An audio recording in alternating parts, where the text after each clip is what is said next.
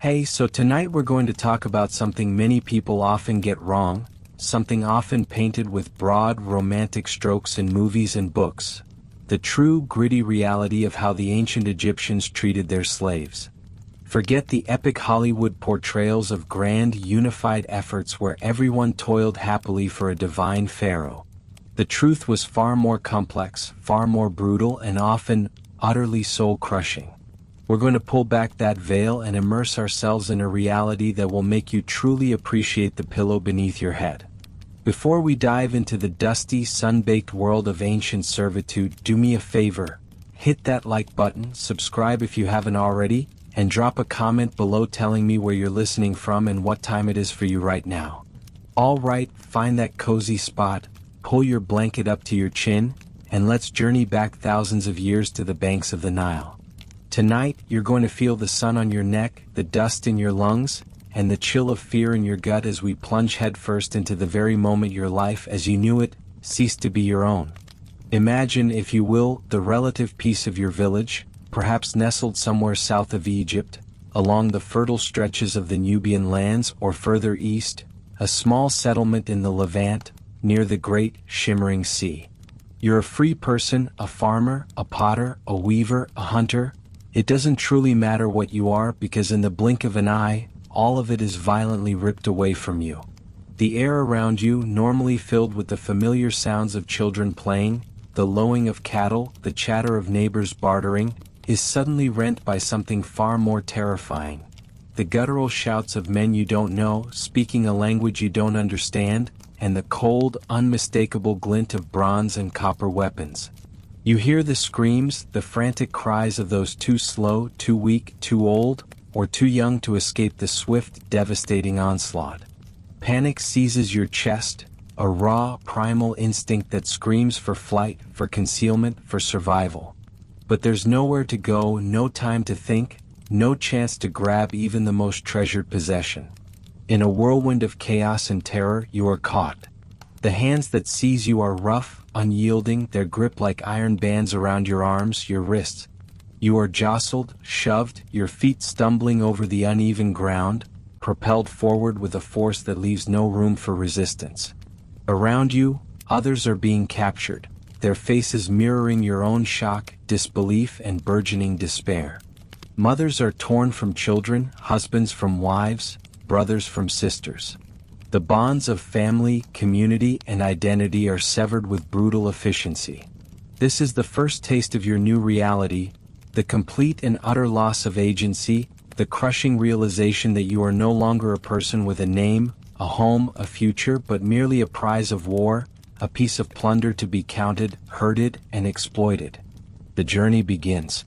It is a march that will etch itself into the very fabric of your being, a relentless, punishing trek under a sun that seems intent on baking the very life out of you. The dust is everywhere, thick and fine, coating your skin, stinging your eyes, filling your mouth with a dry, earthy taste. Each breath you take feels like inhaling sandpaper, scratching at your throat, leaving you perpetually thirsty. Your feet, once familiar with the soft earth of your village paths, are now raw and blistered, aching with every forced step. You are tied to the person in front of you, a crude rope chafing your wrists, a constant reminder of your bondage.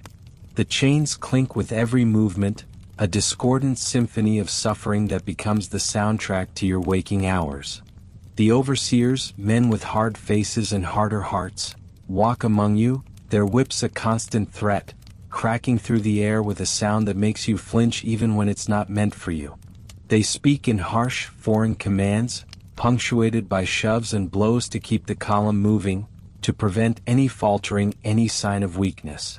Weakness, you quickly learn, is a luxury you can no longer afford. To fall is to risk being left behind, or worse, to be beaten until you can rise again, or until the spark of life finally extinguishes in your weary body. You see it happen. An old man collapses, his legs finally giving out. The overseers show no mercy, no pity. A few sharp blows, a kick, and then he is dragged aside, discarded like so much refuse. The column marches on, eyes straight ahead, minds numb, will slowly being crushed under the weight of sheer exhaustion and terror. Hunger gnaws at your belly, a constant dull ache that grows into a sharp, burning pain. The food you receive when it comes is barely enough to sustain life. A handful of dried dates, a small piece of stale bread, a gulp of water from a shared skin. You learn to swallow it quickly, to guard your portion, because even among fellow sufferers, there is a desperate scramble for survival. The water, often warm and brackish, offers little relief to your parched throat. Your body, once strong and capable, begins to waste away, your muscles weakening, your bones growing more prominent beneath your sun-scorched skin. You feel your identity dissolving, stripping away layer by layer with each agonizing mile. Your name, your family, your memories, they begin to feel distant, like dreams from another life, a life you can barely remember, a life that seems impossibly far away. As the days bleed into weeks, the landscape changes. You pass through lands you don't recognize, vast, flat plains giving way to rocky outcroppings, then finally to the lush, vibrant green of the Nile's floodplain. The sight of the great river, wide and majestic, should bring a sense of wonder, but for you, it brings only a fresh wave of dread. This is Egypt, the land of your captors, the place where your new, brutal existence will truly begin. You are herded onto boats, large, flat-bottomed vessels that glide effortlessly through the brown waters. The river air is different, thick with the smell of rich soil, papyrus, and something else, the faint, acrid scent of wood smoke and a bustling alien civilization. The cities you pass are immense, far grander and more crowded than anything you've ever seen. Towering structures of mud, brick, and stone pierce the sky, and people, thousands of them, throng the banks, their curious gazes sometimes resting on your chained group with a mixture of indifference and morbid fascination. You are a spectacle, a testament to Egypt's power, a visible trophy of its conquests. You hear snippets of their language, sharp and guttural, utterly incomprehensible to your ears. You are truly lost, a stranger in a strange land, your future entirely out of your hands. Finally, you reach your destination, a sprawling complex of buildings that will serve as a holding pen, a processing center for the new influx of human chattel. The process is dehumanizing. You are stripped, inspected, prodded, and assessed as if you were livestock. Every muscle, every blemish, every sign of strength or weakness is scrutinized. Men with official-looking robes, scribes with papyrus scrolls, meticulously record details about you, not as a person but as a commodity. Your age, your height, your general health, all of it is quantified, assigned a value. You are branded, perhaps with a hot iron, a searing pain that sears not just your flesh, but your very soul, marking you forever as property. The smell of burning hair and flesh lingers in the air, a constant reminder of what you are now. You are given new clothes, rough, scratchy linen, often threadbare and ill-fitting. Your head is shaved, a final act of stripping away your former identity, making you indistinguishable from the other unfortunate souls around you. You are assigned a number or perhaps a simple, crude name given by your new masters, a name that doesn't belong to you, a name without history or meaning. Your old name, the one your mother whispered to you, the one that defined who you were, is gone, lost to the winds of this alien land. This is the moment when the transformation is complete. From a free individual to a slave, a living tool, a possession of the mighty Egyptian empire. The iron grip of the Nile's masters has closed around you, and for now there is no escape. You stand there, bewildered, aching, your spirit bruised but not entirely broken, staring out at a future that stretches before you, an endless expanse of toil and servitude under the unrelenting Egyptian sun. The sheer finality of it all washes over you like a cold wave, leaving you hollowed out, but with a tiny flickering spark of defiance buried deep, so deep, that you yourself are barely aware of its presence. The dawn, a fiery orange against the stark desert horizon, breaks with a brutal suddenness, dragging you from the fitful, nightmare-ridden sleep that is your only respite. You are jolted awake not by the gentle warmth of the sun, but by the sharp, guttural shouts of the overseers, their voices raw and impatient, echoing through the cramped, foul-smelling barracks you now call home. The air is already thick with the body odor of 100 men, the stale scent of yesterday's meager rations, and the ever-present cloying dust that seems to cling to everything. Your muscles ache, a dull, pervasive throb that settles deep in your bones, a constant companion since your arrival. Every joint protests as you stir, your back stiff from sleeping on the hard, compacted earth floor, a thin, rough mat offering scant comfort against the cold ground of the night. Outside, the first rays of the sun god Ra are just beginning to kiss the colossal, unfinished stones that dominate your world.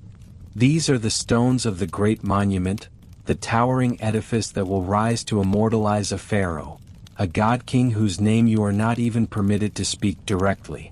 For you, it is not a testament to divine power or eternal glory, it is simply the relentless, back-breaking, soul-crushing reason for your existence. This is your life now, slave to the pharaoh, a human cog in the monumental machinery of ancient Egypt. You stumble out of the barracks, joining the silent, shuffling stream of bodies heading towards the communal feeding troughs. The morning meal is always the same, a thick, coarse bread often gritty with sand and a diluted beer, watery and barely alcoholic, but offering a fleeting sense of warmth in your stomach. You eat quickly, mechanically, chewing the dry bread with a jaw that aches almost as much as your limbs. There's no joy in the sustenance, only the grim necessity of fueling your exhausted body for another day of unimaginable toil. The taste is bland, monotonous, a constant reminder of your meager status. As the sun begins its relentless climb, painting the sky with increasingly intense hues of gold and white, you are marched to the quarries, or perhaps to the delivery ramps, the very heart of the construction site. The air here is alive with a cacophony of sounds that will soon become etched into your very being. The rhythmic clink-clank-clink of copper chisels striking limestone, the dull thud of mallets against stone wedges, the straining grunts and shouts of men hauling impossibly heavy blocks, and always piercing through it all, the sharp, stinging crack of the overseer's whip. The sound of the whip, in particular, becomes a language you understand intimately, a universal translator for urgency, dissatisfaction, and punishment. Your ears are constantly tuned to it, your body instinctively tensing with each snap. You are assigned to a team, a small, weary brotherhood forged in the fires of shared suffering. Perhaps you are tasked with quarrying, deep within the dark, suffocating confines of the rock face. You wield a copper chisel, dull and heavy, your hands quickly developing calluses and blisters that erupt and bleed, then harden into a permanent shield against the incessant friction. The work is precise, yet brutally physical. You chip away at the solid rock, inch by agonizing inch, feeling the vibrations travel up your arms, shaking your very teeth. The dust here is even worse, a fine, choking powder of limestone that coats your lungs, fills your nostrils, and settles like a gritty film on your skin, mixing with your sweat to form a paste that irritates and chafes. The air is thick, stale, and hot, even deep within the earth, carrying the metallic tang of sweat and the earthy scent of rock. Your eyes constantly sting and your throat feels perpetually raw. Or maybe your destiny today is on the ramps, moving the colossal blocks that have already been freed from the earth. Imagine a block of limestone, perhaps 10, 20, even 50 tons, resting on a wooden sled. You are one of 100, 200 men harnessed to thick ropes of papyrus and leather, your body straining in unison. The rhythm is dictated by a chant, a low, guttural song sung by a designated leader, a chant designed to synchronize your efforts, to push you past the point of exhaustion. Hop, hop, hop. It reverberates, and with each call you dig your feet into the unstable ground, your muscles screaming in protest, pulling with every fiber of your being. The rope burns your hands even through your crude leather protection. Your shoulder, pressed against the rough harness, aches with a deep, persistent pain. Your legs tremble, threatening to buckle beneath you. Every muscle in your body is engaged, stretched to its absolute limit. You feel the sweat stinging your eyes, streaming down your face, soaking your meager loincloth. The sun, a malevolent eye in the vast blue sky, beats down upon you, its heat relentless, unforgiving. It penetrates your skin, making your head throb, blurring your vision. You feel your heart hammering in your chest, a frantic drumbeat against your ribs. Your lungs burn with the effort, desperate for more air. The ground beneath your feet is uneven, littered with discarded stone chips and loose sand, making every step a treacherous effort. The sheer force required to move these gargantuan stones is almost incomprehensible. You push, you pull, you drag, you heave, your body a mere tool in the grand scheme of creation. You catch a glimpse of the stone, its raw, unyielding surface, its weight and almost sentient presence. It feels like you are trying to move a mountain, and in a way you are. The overseers are everywhere, their figures silhouetted against the bright sky, their whips a constant audible threat. They patrol the ramps, their eyes sharp, searching for any sign of slackening, any faltering of effort. A momentary pause, a stumble, a perceived lack of zeal, and the whip descends, a searing pain that instantly snaps you back to the grueling task. The sting of the lash on your bare back is a fire that quickly fades, replaced by a dull ache, but the humiliation, the stark reminder of your utter powerlessness, remains. You learn to suppress the cries, to grit your teeth, to simply absorb the pain and keep moving. There is no sympathy, no compassion, only the expectation of continuous, unflagging effort. The air around you is thick with the smell of sweat and dust, the metallic tang of exertion, and sometimes, faintly, the coppery scent of blood from scraped knees and lacerated backs. You see the wounds on your fellow slaves. Open sores, festering cuts, shoulders raw from the harness, feet swollen and bleeding. You see the vacant, haunted eyes of men who have been broken, their spirits extinguished under the relentless pressure. You see the defiant glares of others, a flicker of rebellion in their gaze, quickly masked by practiced subservience. You learn to recognize the subtle shifts in mood among your group, the unspoken solidarity that forms in shared misery. A knowing glance, a quiet sigh, a slight leaning into the harness to take a bit of the strain off a weary companion. These are the tiny acts of humanity that keep a fragile thread of hope alive.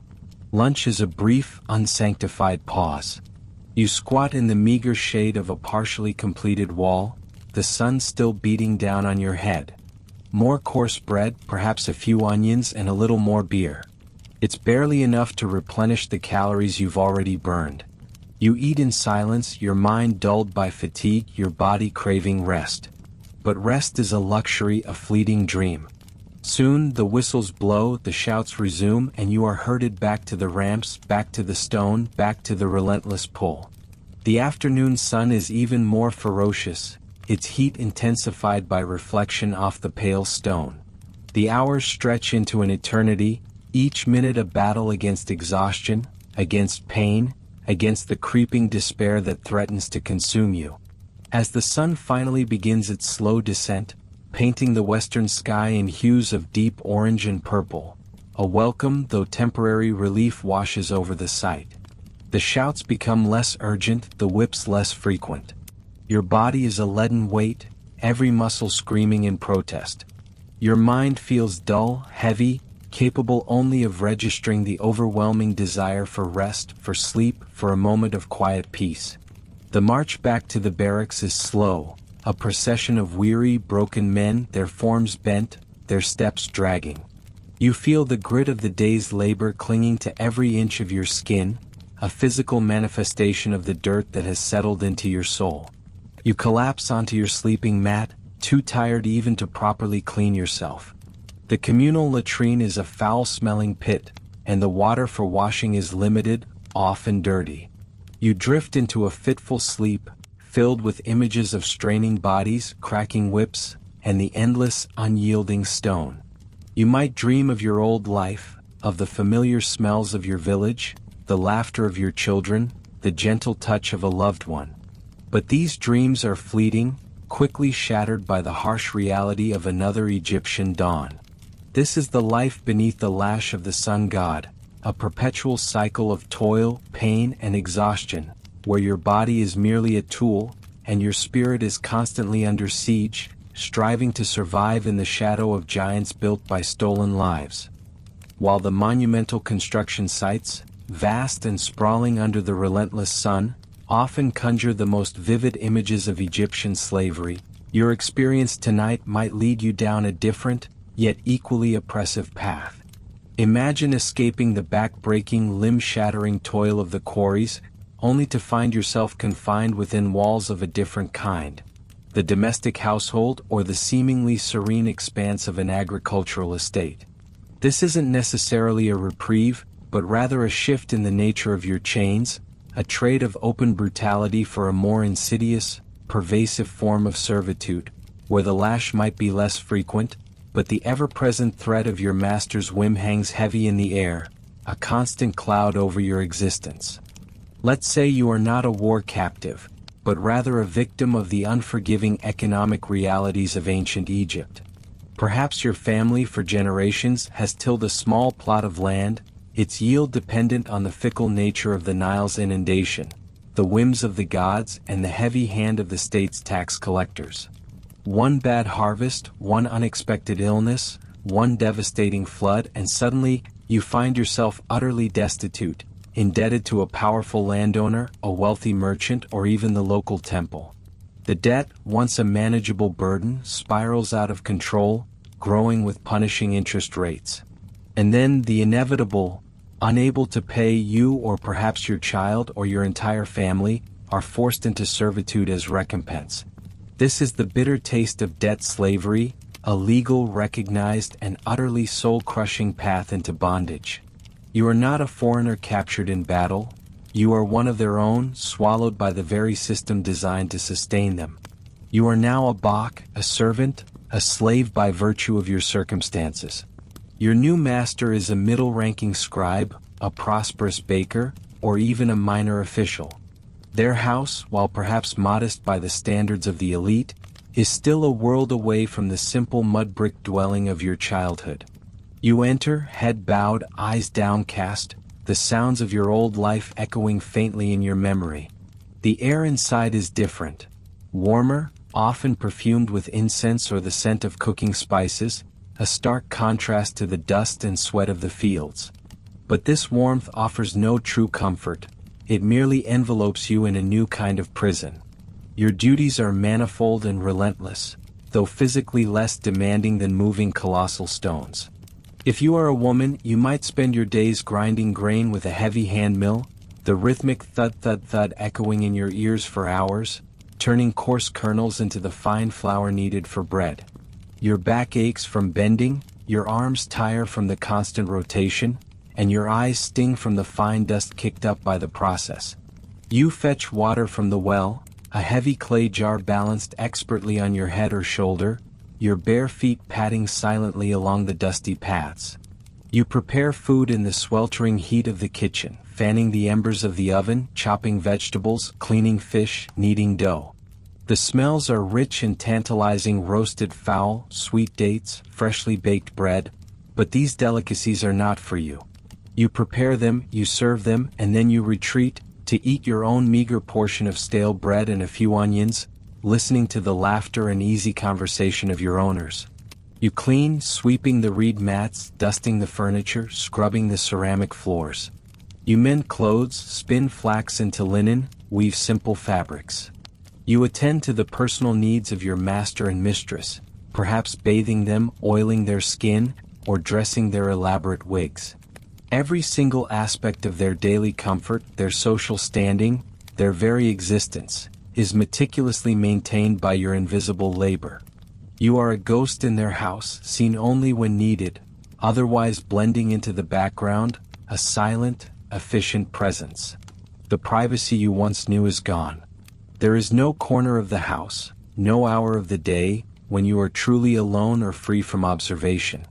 The sounds of the household become your symphony, the hushed tones of conversations in the master's chambers, the playful shouts of the children you must tend to, the clatter of pottery, the rustle of papyrus scrolls, the low hum of daily life. You learn to interpret these sounds, to anticipate needs, to gauge moods.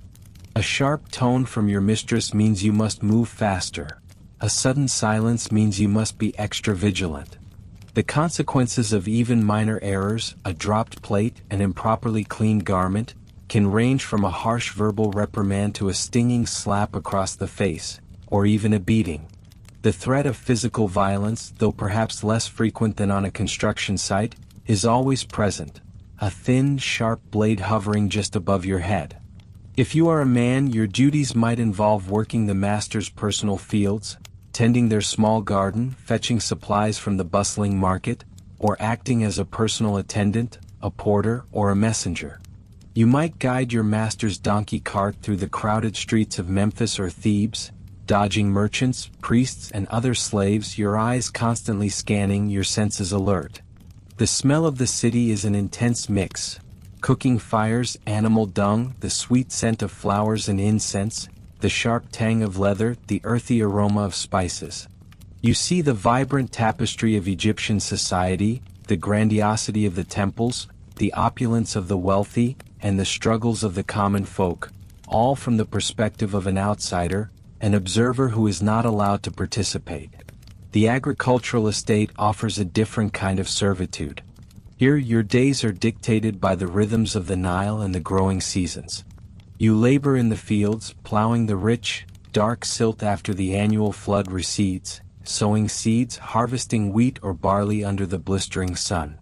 The smell of freshly turned earth, the sweet scent of ripening grain, the dampness of the irrigation channels, these are familiar, yet now tainted by the knowledge that this labor is not for your own sustenance, but for the profit of your master. Your hands become rough, calloused, your back permanently stooped from years of bending. You work alongside other slaves, perhaps some who, like you, were enslaved by debt, or others who were war captives. There's a quiet camaraderie that forms, a shared understanding of your predicament, a network of silent support. The oversight here is still stringent. Overseers, often minor officials or trusted slaves themselves, watch your every move. The sun is your relentless taskmaster, baking the earth in your skin. The repetitive nature of the work, the endless cycle of planting and harvesting, can be mind-numbing, a slow erosion of your will. But there is also a connection to the land, a primal rhythm that can, at times, offer a fleeting sense of peace, a meditative quality to the toil. You feel the cool mud between your toes as you work in the irrigation ditches, the scratch of dry stalks against your legs during harvest, the comforting weight of a full basket of grain. Your living conditions are simple, rudimentary. A small hut, shared with others, made of mud brick and reeds, offering minimal protection from the elements. Your food is basic: more bread, beer, onions, perhaps some dried fish or lentils. It's enough to keep you alive, to fuel your labor, but never enough to truly satisfy. Your body, though physically taxed, retains a different kind of strength, a resilience born of endurance rather than brute force. The distinction between a debt slave and a war captive might seem minor from the outside, but to you, it signifies a different origin of your suffering. For the debt slave, there's a deeper sting of injustice, a sense that your own society failed you, that your chains were forged not by conquest, but by the cold, impersonal forces of law and economics. Whether in the bustling household or the expansive fields, the home front of Egyptian slavery offers no true freedom. You are a possession, your life dictated by another's will, your body and labor belonging not to you but to them. The chains might be less visible, less overtly brutal than those of the pyramid builders, but they are just as binding, just as dehumanizing. Your every movement is observed, your every action controlled, your future utterly uncertain, forever tied to the fortunes and the whims of your masters. You are reminded daily, in countless subtle ways, that you are not truly a part of the society you serve, but merely a tool within it, an outsider looking in, forever marked by the indelible stain of servitude. Tonight, we delve into the dark underbelly of ancient Egyptian servitude, a realm where even the slightest misstep, the smallest act of defiance, or simply the misfortune of being in the wrong place at the wrong time, could unleash a torrent of pain and terror. For you, the slave, the threat of punishment isn't a distant, abstract concept. It is an omnipresent shadow, a cold knot in your stomach that tightens with every sharp command, every raised voice, every sudden movement from an overseer or master. It is the invisible leash that keeps you tethered, a constant, chilling reminder of your complete lack of control over your own body and destiny. Imagine, if you will, the relentless grind of your daily toil, whether it's pulling colossal stones, grinding grain, or tilling fields. Your body is already screaming with fatigue, your mind dulled by hunger and exhaustion. Perhaps your grip slips for a moment on a heavy rope, or your attention wavers, causing a small delay in a task. Perhaps you are simply too slow, your weary limbs refusing to respond with the demanded urgency. The overseer, a burly figure whose face is perpetually etched with impatience and cruelty, spots your perceived infraction. His eyes narrow, his lips curl into a sneer, and without a word, he raises the whip. The first lash is a searing agony, a sudden, explosive pain that rips across your bare back. It's not just the physical sting. It's the sound, the sharp, whistling crack as the leather or papyrus thongs cut through the air, followed by the wet thud of impact, that sends a jolt of terror through your entire being. You flinch, your muscles spasm, and a gasp of pain escapes your lips. The overseer shows no mercy. Another crack, another searing stripe across your already scarred skin. And another. Each blow is accompanied by a harsh, guttural command in a language you only partially understand, but the meaning is clear. Work harder, move faster, obey without question. Your back quickly becomes a canvas of pain. Fresh, red welts overlapping older scars, some still weeping, others a testament to past punishments.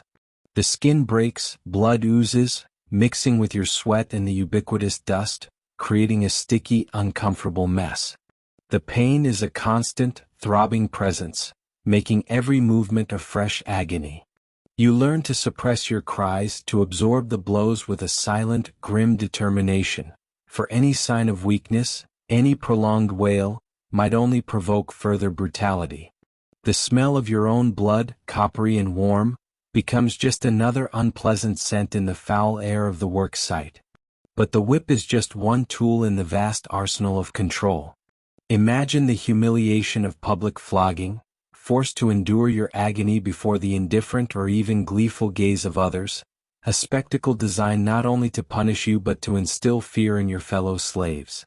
The shame of being stripped naked, your body exposed, vulnerable, adds another layer of suffering to the physical pain. It's a complete stripping away of dignity, a systematic effort to reduce you to nothing more than a beast of burden. Beyond the immediate visceral pain of the lash, there are other, more insidious forms of punishment designed to break your spirit and your body. Mutilation, though perhaps less common for minor infractions, was a terrifying possibility. Imagine the fear that grips your heart when you hear whispers of a runaway slave who was caught and had their nose or ear cut off, a permanent, visible mark of their transgression, a living warning to others. The thought sends shivers down your spine, a cold dread that chills you to the bone. Such acts are not merely about retribution. They are about indelible branding, about marking you as a criminal, as property, and about inspiring such terror that the thought of rebellion or escape becomes utterly unthinkable. Then there is the threat of starvation. Imagine being denied your meager rations for a day, 2 days, or even longer. The hunger you already feel, a dull ache, quickly transforms into a sharp, burning torment, gnawing at your insides. Your body, already weakened by endless labor, begins to falter. Your vision blurs, your head swims, your limbs feel like lead. The gnawing emptiness in your stomach is a constant, excruciating reminder of your master's power, his ability to control your very survival.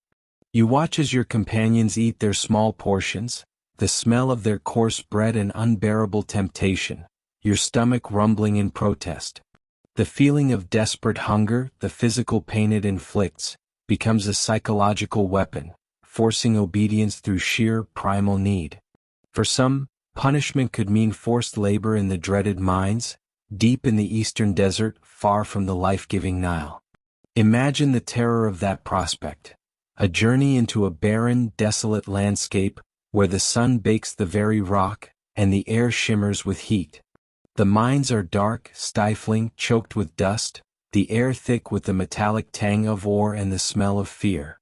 The work is even more dangerous, the risk of cave-ins, of collapsing shafts, ever present.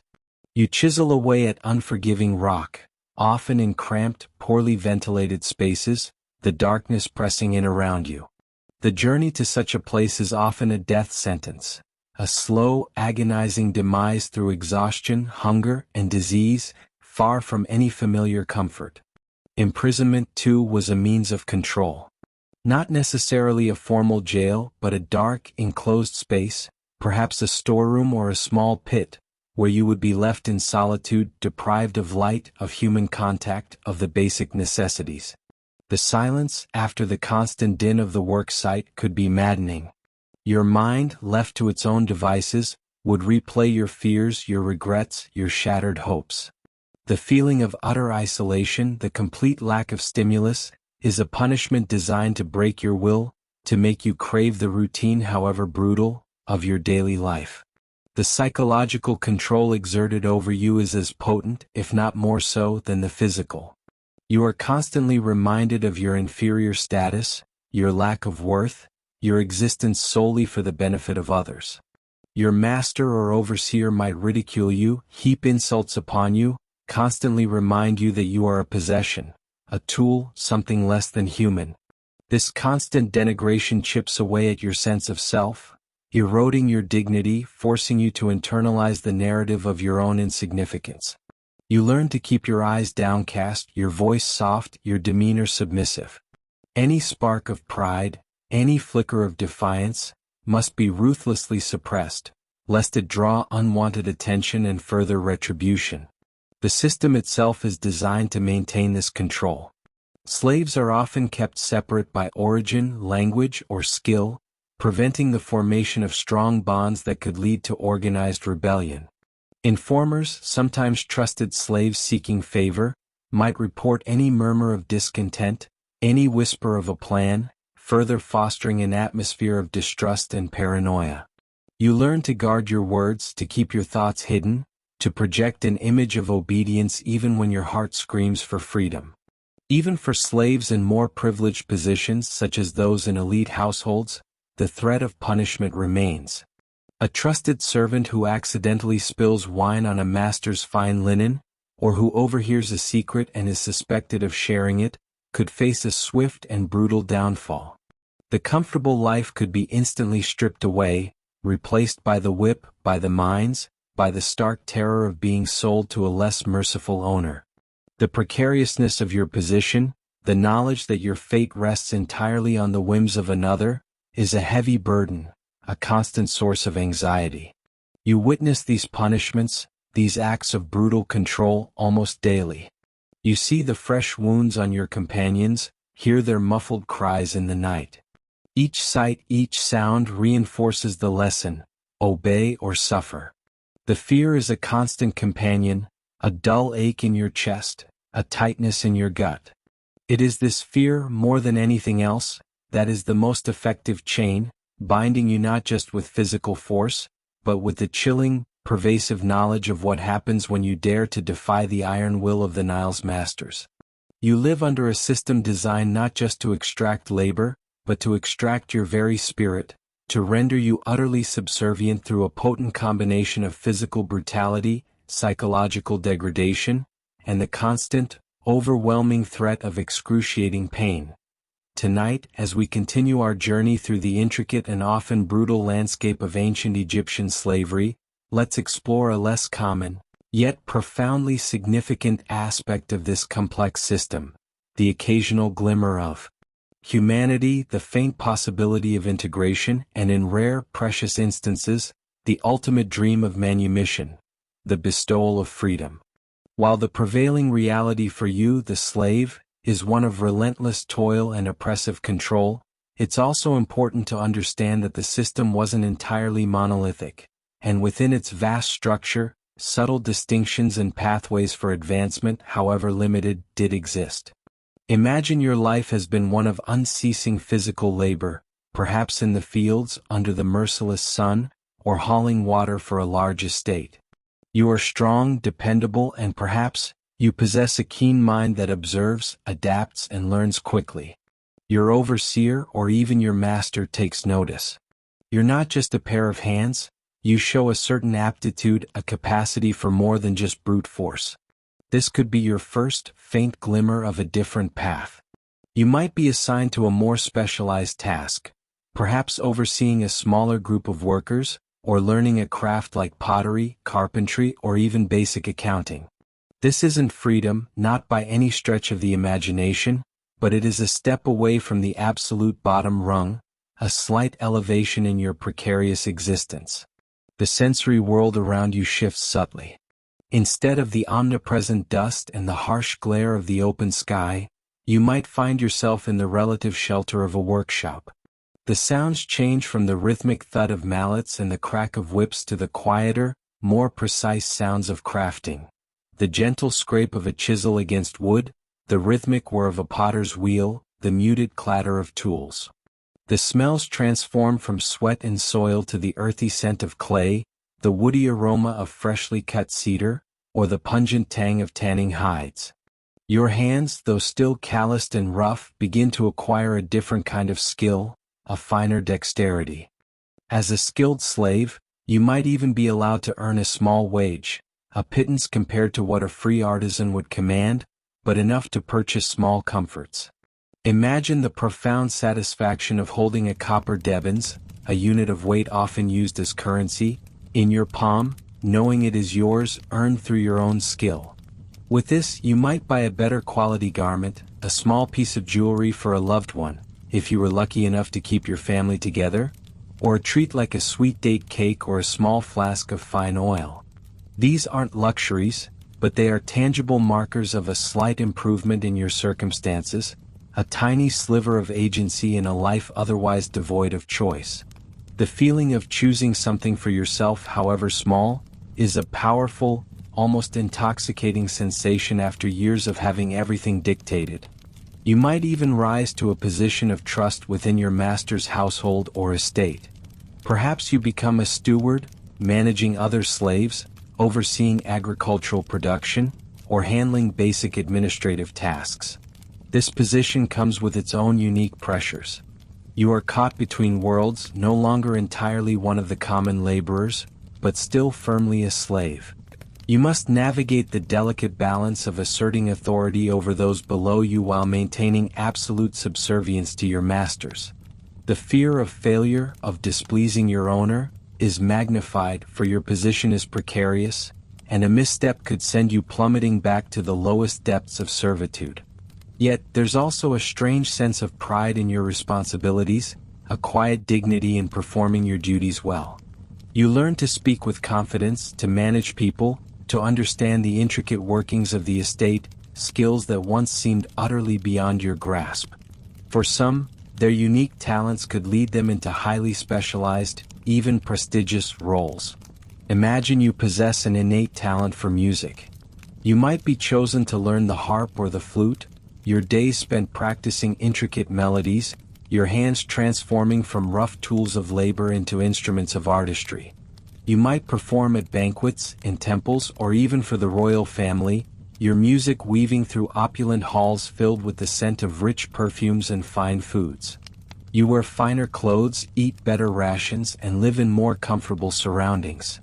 You are a valued possession, a source of entertainment or spiritual elevation. But even then you are not free. Your skill, your talent, is still owned, and you are still subject to the whims of your master, your artistic expression ultimately a form of servitude. The beautiful sounds you create are a stark contrast to the quiet ache in your heart, a longing for true freedom to choose your own notes, your own songs. Manumission, the act of being granted freedom, was exceedingly rare, but not entirely unheard of. It wasn't a right, but a gift, bestowed at the sole discretion of the master, usually as a reward for long and loyal service, exceptional skill, or perhaps a significant act of bravery or devotion. Imagine the whispered stories among the other slaves, the almost mythical tales of a man or woman who, after decades of servitude, was finally granted their freedom. Such stories are precious, offering a fragile thread of hope, a tiny flicker in the oppressive darkness.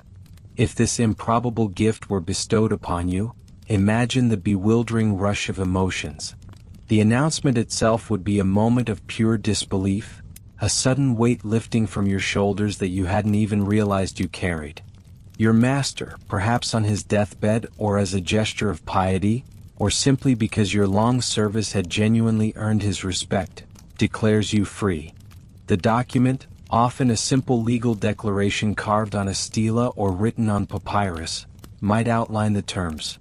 No longer a slave, free to live, to work, to marry, to own property. The immediate sensation would be one of exhilarating terror. Freedom. What does it even mean after a lifetime of having every choice made for you? The world, once a prison, suddenly becomes a vast, open expanse, and the very immensity of it is daunting. Where do you go? What do you do? Who are you without a master to serve, without a task to fulfill? The raw fear of the unknown would mingle with the intoxicating joy of liberation. You might be given a small sum of money, a plot of land, or the tools of your trade to help you start your new life. You would walk away from the familiar confines of your servitude, taking deep, unconstrained breaths, feeling the sun on your face without the constant weight of an overseer's gaze. The sounds of the market, the smells of the city, the touch of freedom on your skin, these would all be experienced with a newfound intensity. But even as a freedman or freedwoman, your past would forever cling to you. Society might still view you with a degree of suspicion, a former slave forever marked by your origins. Building a new life, establishing your own identity, would be a monumental task, requiring immense courage and resilience. You might choose to remain in the service of your former master, but as a paid employee, a trusted confidant, or an agent. This often provided a sense of security, a known path in a confusing new world, and a way to maintain connections that could be beneficial. Or you might strike out entirely on your own, seeking your fortune in a new city, or returning to a place you once called home, to a family you may or may not find. The road to true integration into free society was long and arduous, full of its own challenges, even after the chains were symbolically removed. Yet, even with these limited possibilities for advancement and the incredibly rare chance of manumission, the overwhelming reality for the vast majority of slaves in ancient Egypt was a life of unyielding servitude, from birth to death. These glimmers of humanity, these pathways to a slightly better existence or even freedom were exceptions, not the rule. They speak to the occasional complexities of human interaction, even within a brutally hierarchical system, but they should not romanticize the profound injustice that lay at the very heart of Egyptian slavery. For you, the slave, these stories of hope are often just that, stories, distant whispers in the wind, a cruel reminder of a life you might never know, a freedom that might forever remain out of your. Tonight, let's step beyond the dusty fields and the stone-choked construction sites, beyond the bustling, often harsh confines of the common household. We're going to pull back the gilded curtains and walk through the perfumed, echoing halls of power, into the very heart of Egypt's elite, the royal palace, the grand residences of high officials, and the sacred, sometimes secretive, precincts of the temples. Here you, the slave, might find yourself in a world of breathtaking opulence, surrounded by riches and beauty that would humble a king from your original homeland. Yet, beneath the veneer of luxury and privilege, the chains of servitude remain, perhaps even more subtly binding, more psychologically complex, and equally, if not more, dangerous. Imagine yourself a favored slave, plucked from a less fortunate fate due to a perceived intelligence, a striking appearance, a specialized skill, or perhaps simply a stroke of incredibly rare luck. You are no longer clad in rough linen, covered in dust and sweat. Instead, your garments are of finer weave, perhaps even dyed with precious pigments, clean and pressed. Your skin is oiled, your hair carefully arranged, your body no longer marked by the raw wounds of physical labor. The air you breathe is no longer thick with the scent of unwashed bodies and toil, but with exotic perfumes, myrrh, frankincense, lotus, mingling with the rich aroma of fine foods and the subtle, earthy scent of ancient papyrus. You might serve in the pharaoh's own household, a vast, sprawling complex teeming with thousands of individuals. Your duties are not to lift stone, but to serve the most powerful person on earth. Imagine the immense pressure of that responsibility. You are a personal attendant, a royal barber, a cupbearer, a musician, a scribe, or perhaps even a concubine within the sprawling harem. Your world is one of hushed whispers, intricate court etiquette, and constant, subtle observation. Your life, though materially comfortable, is utterly devoid of privacy or true personal freedom. Every movement, every word, every gesture is scrutinized, weighed for its implication for any perceived slight or misstep. If you are a scribe slave, you might spend your days in the quiet, cool scriptorium, surrounded by scrolls of papyrus, inkpots, and reed pens. The rhythmic scratch of your pen across the fibrous surface is the predominant sound, punctuated by the rustle of turning pages and the murmured instructions of your master. Your mind, once dulled by physical exhaustion, is now constantly alert, absorbing vast quantities of information, documenting decrees, inventorying state possessions, composing letters, or perhaps even copying sacred texts. You possess a rare and valuable skill, one that elevates you above the illiterate masses, free and slave alike. You handle delicate documents, understand complex legal arguments, and are privy to state secrets. But this knowledge is a double-edged sword. It grants you influence, yes, but also makes you dangerous, a potential threat if you were ever to betray the trust placed in you. The fear of being implicated in court intrigues, of being accused of disloyalty, is a constant, icy companion. Perhaps you are a musician, a master of the harp or the lute, your fingers delicately plucking strings to create melodies that soothe the pharaoh's spirit or entertain his guests during elaborate banquets. The scene around you is one of dazzling splendor, gold and silver vessels gleaming under oil lamps, tables laden with roasted meats, exotic fruits, and fine wines. Beautifully dressed courtiers laugh and converse, their jewelry sparkling. You are a part of this beauty, your music providing the soundtrack to their lives of luxury, but you are not of it. You observe, you perform, but you remain an outsider, your talent owned, your artistry serving another's pleasure. The rich taste of food and drink, which you prepare and serve, is not for your own consumption, save for perhaps a few leftovers, a stark contrast between your labor and your reward. If you are a domestic slave in the house of a high official, your daily routine might involve tending to the elaborate coiffures of the mistress, dressing her in fine linen and precious jewels, or applying kohl around her eyes. You might oversee the preparation of elaborate meals, supervising other, less favored, slaves, ensuring every dish is perfect, every flavor balanced. You learn the intimate details of your master and mistress's lives, their desires, their secrets, their peccadillos. You are a confidant, a shadow, an indispensable part of their daily existence. But your position is entirely contingent upon their favor. A momentary fall from grace, a perceived act of impertinence, a sudden shift in your master's mood, and your comfortable life could vanish in an instant, replaced by a harsh reality of physical punishment or sale to a less forgiving owner. The anxiety of maintaining favor, of never putting a foot wrong, is an exhausting, unending burden. The political landscape within the royal court or elite households is a treacherous one, a veritable serpent's nest of rivalries, jealousies, and ambition. You, as a slave, can easily become a pawn in these power games, manipulated, accused, or sacrificed to protect a more powerful figure. Imagine overhearing a whispered conversation, a scheme to undermine a rival, or a secret that could jeopardize the pharaoh himself. The knowledge is a heavy weight, a dangerous secret that could save your life or lead to your immediate demise. To whom do you report it? Can you trust anyone? The very walls seem to have ears, and every shadow could conceal a spy. The air is thick with tension, with unspoken threats, with a constant maneuvering for influence. Even for the most favored slaves, the psychological toll is immense.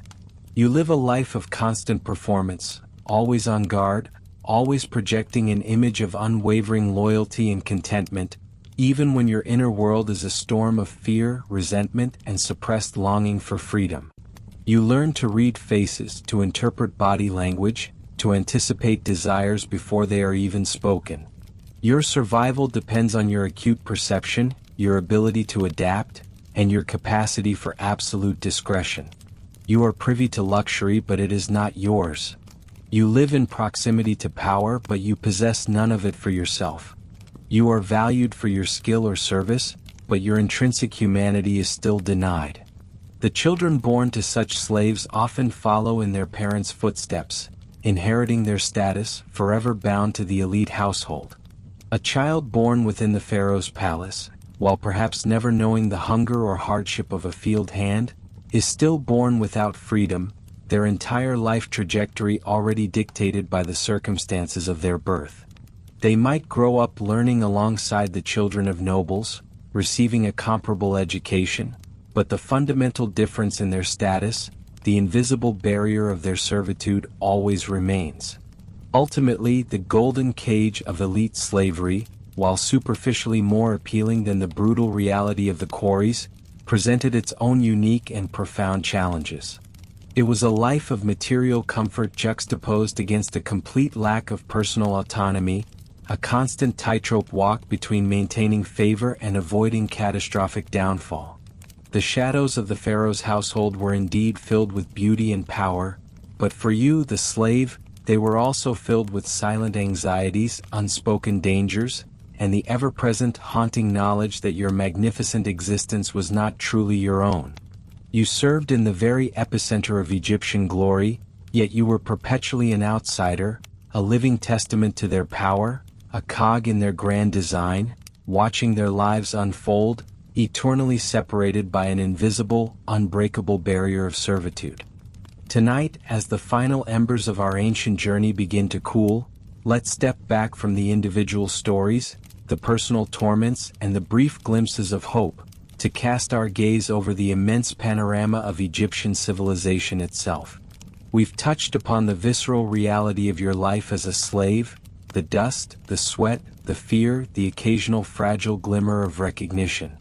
Now, let us try to comprehend the sheer scale of this forced labor, its indelible impact, and how it, more than any other single factor, shaped the very landscape, economy, and monumental achievements of ancient Egypt. You stand now, in your mind's eye, before these colossal achievements, and the echoes of millions of lives, lives like yours, resonate from the very stones. Look around you, in your imagination, at the vastness of the monuments that still stand today, millennia after their creation. The pyramids, those impossible geometric forms rising majestically from the desert floor, piercing the blue sky. The colossal temples at Karnak and Luxor, their towering pylons and intricately carved columns stretching further than the eye can see, a sprawling testament to the power of the gods and the pharaohs. The vast necropolis of the Valley of the Kings, burrowed deep into the cliffs, its hidden tombs filled with unimaginable treasures. All of these, every single one, were built on the backs of labor.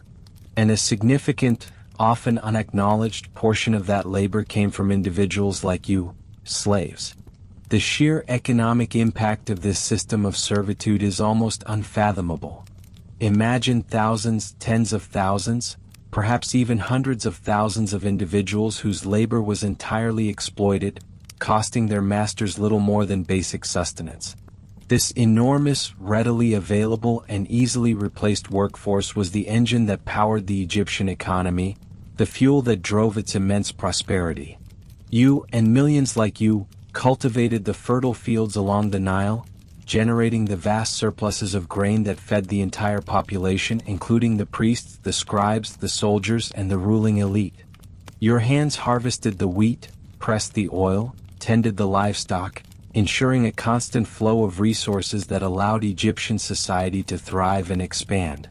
Without this vast pool of forced labor, the immense agricultural output that sustained such a complex, specialized society would have been impossible. The grand construction projects, from the pyramids to the irrigation canals that crisscrossed the floodplain, would have remained mere dreams.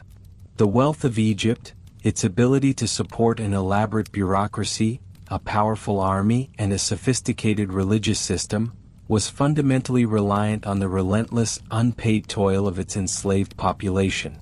Your physical exhaustion, your aching muscles, your very life force, were transformed into the material wealth and enduring legacy of the empire. Consider the craft workshops, the shipyards, the mines in the distant deserts.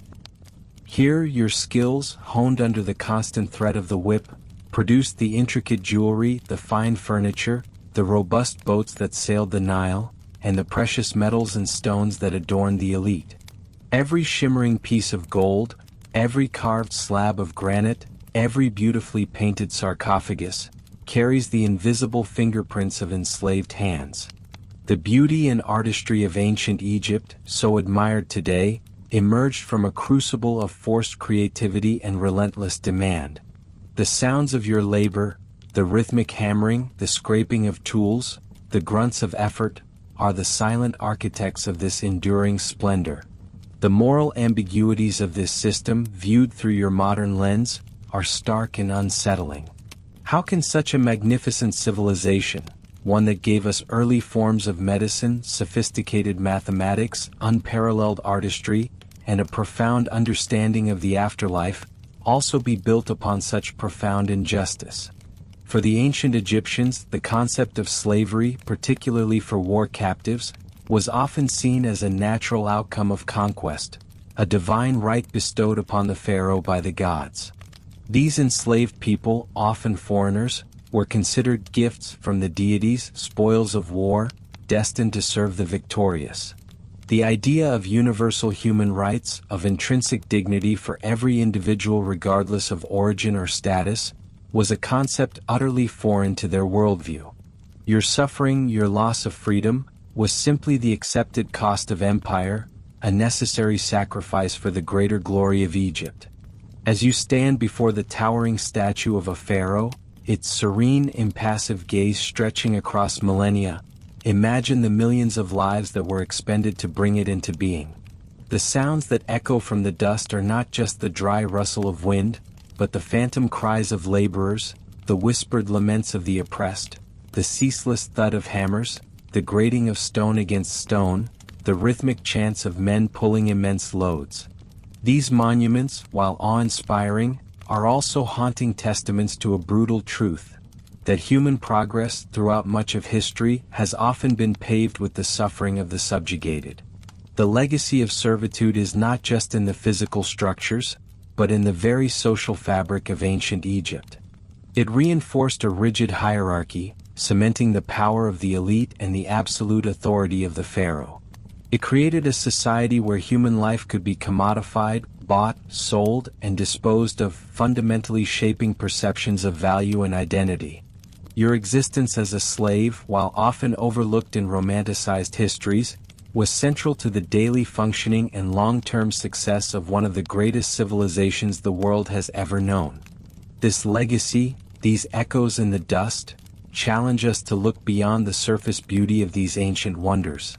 They compel us to ask uncomfortable questions about the cost of grandeur, the price of power, and the profound human suffering that often lies beneath the glittering surface of historical achievement.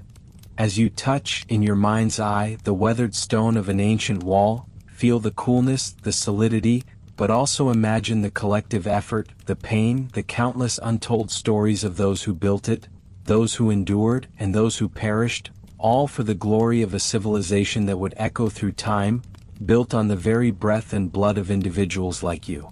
The silence of the desert tonight carries not just the wind, but the heavy, profound weight of their collective history, a history etched into the very stones of Egypt.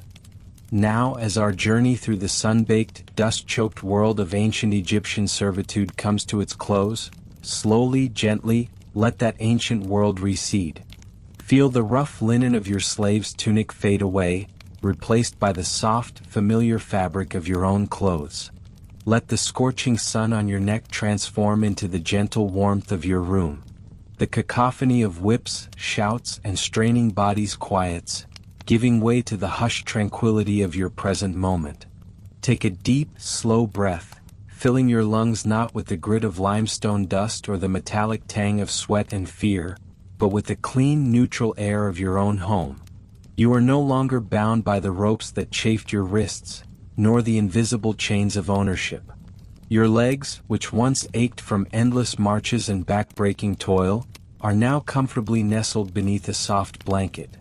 Feel the smooth, cool texture of your sheets, the plushness of your pillow beneath your head. Contrast this immediate, tangible comfort with the hard, compacted earth that was your bed in the barracks, or the rough, straw-filled mat in a dimly lit mud brick hut. The very act of lying down in warmth and safety, without the gnawing hunger, without the constant threat of violence, without the chilling uncertainty of tomorrow, is a luxury that would have been utterly unimaginable for you, the slave in ancient Egypt. Consider the simple act of turning over in your bed, stretching your limbs without fear of waking an overseer, without the immediate dread of the day's relentless labor. This freedom of movement, this basic autonomy over your own body, is something you likely take for granted every single day. For the ancient Egyptian slave, every muscle, every ounce of strength, every waking moment belonged to another. Your body was a tool, your life a commodity. Tonight, your body belongs solely to you, free to rest, to heal, to simply be. The hunger that gnawed at your belly for so many segments, the bland, monotonous taste of coarse bread and watery beer, now dissolves into a memory. You know that if you were truly hungry, you could simply walk to your kitchen, open a refrigerator, and choose from an abundance of foods from across the globe. The choice itself, the power to decide what and when to eat, is a profound freedom that was utterly denied to those in ancient servitude. Imagine the pure, unadulterated joy, the sheer luxury of a sweet fruit, a succulent piece of meat, or a simple glass of clean, cold water, consumed not out of desperation but out of pleasure, without supervision, without rationing. The pervasive fear that shadowed every moment of your ancient existence. The fear of the whip, the fear of starvation, the fear of mutilation, the fear of being sold away from your family, has dissipated. In its place is the quiet security of your own space, your own time. You are safe. You are warm. You are free from the arbitrary whims of a powerful master. The knowledge that you possess fundamental human rights, that your body is your own, that your labor cannot be stolen, that your future is, to a significant degree, within your own control, is a privilege beyond measure. It is a concept that would have been utterly alien, utterly fantastical, to the individuals whose lives we've just explored. Reflect on the journey we've taken together tonight. We journeyed into a world built on profound disparities, where the breathtaking achievements of a mighty civilization were constructed on the sweat, blood, and broken spirits of millions. We felt the sun, tasted the dust, heard the whips, and sensed the deep, pervasive fear of those who had no voice, no choice, no freedom. We saw how human ingenuity could create wonders, but also how human cruelty could inflict unimaginable suffering. As you drift towards sleep, let the stark contrast between that ancient reality and your modern comfort settle deeply within you.